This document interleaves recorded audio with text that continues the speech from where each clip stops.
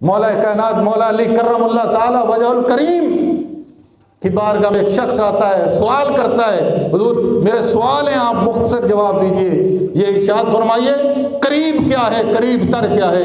مولا کائنات نے فرمایا بندے سن، قریب ہے قیامت جس کی نشانیاں بہت سی ظاہر ہو گئیں اور بس کچھ ظاہر ہونا باقی ہے، قریب ہے قیامت، اور قریب تر ہے تیری موت جس سے کوئی آگاہ نہیں کب آ جائے، قریب تر ہے، قریب تر موت ہے۔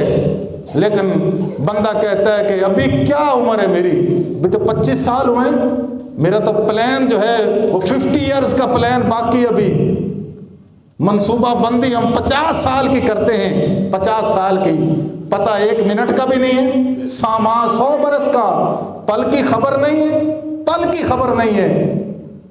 مولا کائنات نے ارشاد فرمایا صدقتا، تو نے مولا کائنات نے جب سوال کا جواب دیا، شخص کہتا صدقتا یا علی، آپ نے سچ فرمایا، میرا اور سوال بھی ہے، یہ ارشاد فرمائیے عجیب کیا ہے، عجیب تر کیا ہے؟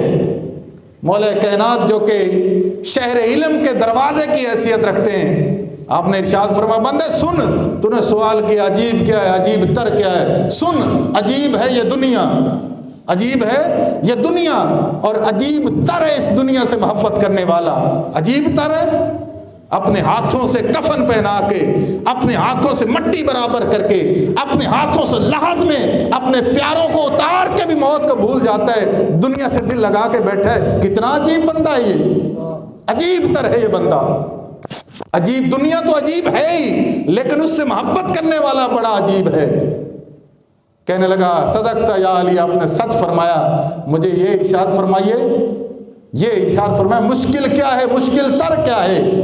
ارشاد فرمایا سن بندے، مشکل ہے اندھیری قبر میں اترنا، مشکل ہے، مشکل ہے قبر میں جانا، بڑا مشکل ہے، بڑا مشکل ہے۔